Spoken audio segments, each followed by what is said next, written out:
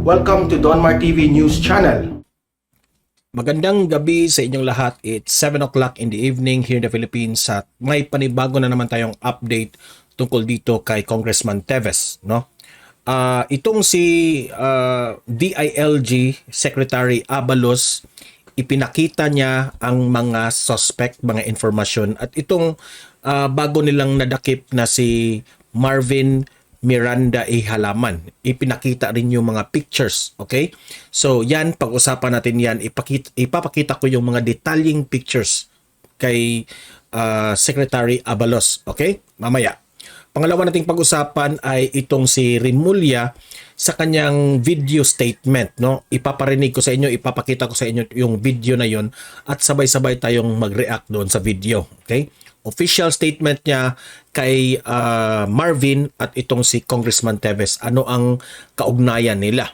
Okay? So, pero bago ang lahat, help me na i-like at i-share tong video natin sa Facebook at sa YouTube para kakalat ito sa taong bayan. Okay? Sabay-sabay tayong mag-like and share. 1, 2, 3, go! Thank you. And also guys, subscribe, follow Donmar TV sa Facebook at sa YouTube para lagi kayong updated sa balita natin. Okay? Sabay-sabay tayong mag-follow and subscribe. 1, 2, 3, go! Thank you. So, unahin natin itong balita tungkol dito kay Secretary Abalos of DILG. Binalita ito ng SMNI News. Ito yung sabi. Yan, yung picture na yan is naka-slideshow lang yan. Hatingnan nyo yung buong mga detalye niyan. Okay? In-slideshow ko yan para makita ninyo. Okay? So, tingnan, ipinakita ni DILG Secretary Binhor Abalos. So, si Abalos pala ang nagpakita ng mga pictures na ito. This is official para sa media, para makita ng taong bayan. Ang larawan ni Marvin Miranda na nahuli nila kamakailan. Ayon kay Abalos, si Miranda ay dating security aide ni Congressman Teves. So malinaw yun ha. That's ayon kay Secretary Abalos. Si Miranda, security aide pala ito ni Congressman Teves. Siya ang nagsabi niyan.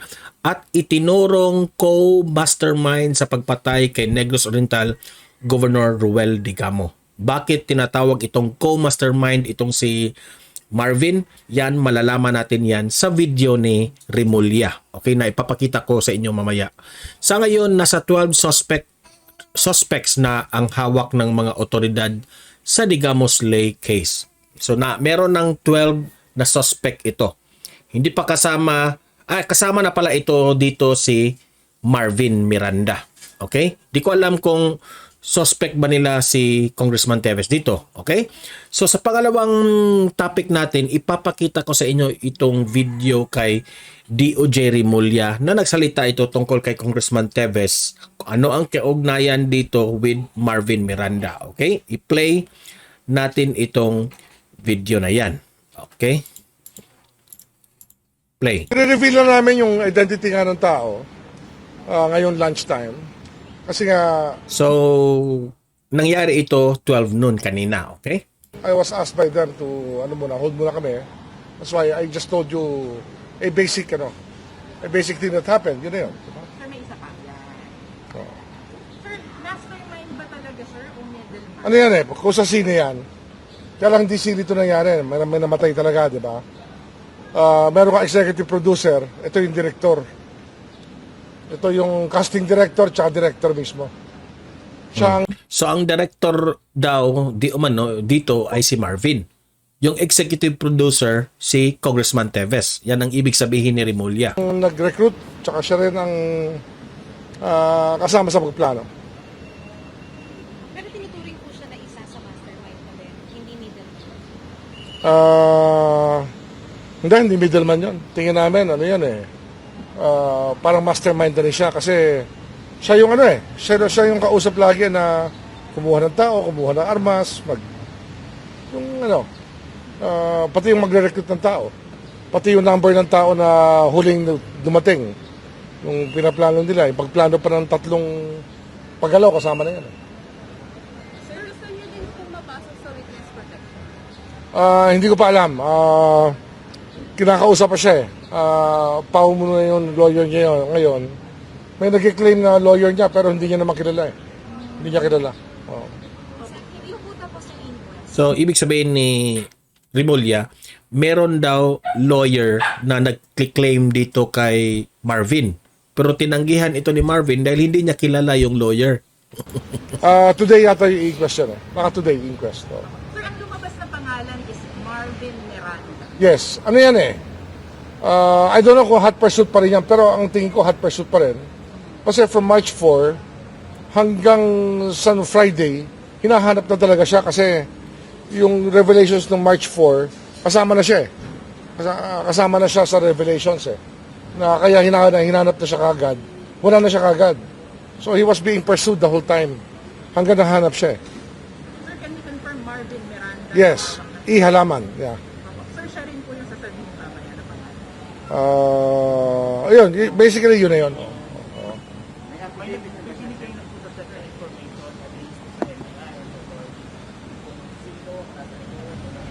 So, kinonfirm ngayon ni Secretary Rimulya na si Marvin Miranda ang tinutukoy niya the other week na merong mastermind na nadakip. Okay? Malinaw na yan. Hindi ko alam kung anong sinasabi niya pa so far. Wala pa akong hawak ng statements niya.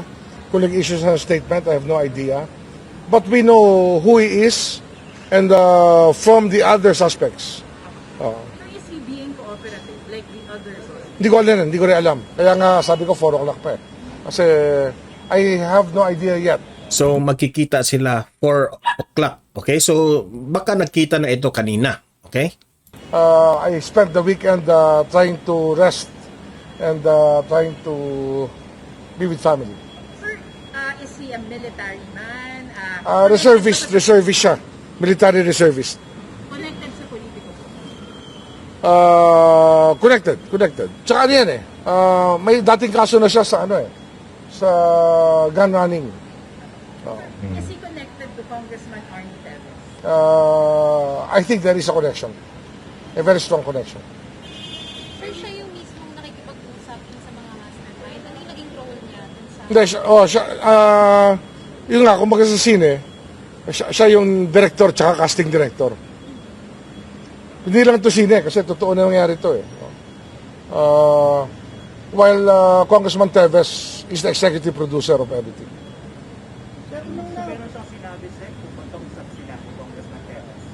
Sabi ko nga eh, kung sa sine, Congressman Teves is the executive producer and the producer, So, sir, and he is the director and the casting director. Congressman Teves is the main mastermind. He is. He appears to be. Sir. He appears to be. Okay, ayan. So, narinig natin lahat sinasabi ni DOJ Rimulya, no? Sabi dito ni Rimulya na ito raw si Marvin Miranda ay siya raw yung kumukuha ng tauhan para ipapatay itong si Governor Digamo. Siya rin ang kumuha ng mga nagpaplano sa lahat-lahat. Ngayon, ngayon ito ay papatunayan dito ng authorities natin na meron kaugnayan itong si Marvin at saka si Kong Teves. Yan ang talagang papatunayan nila. Okay?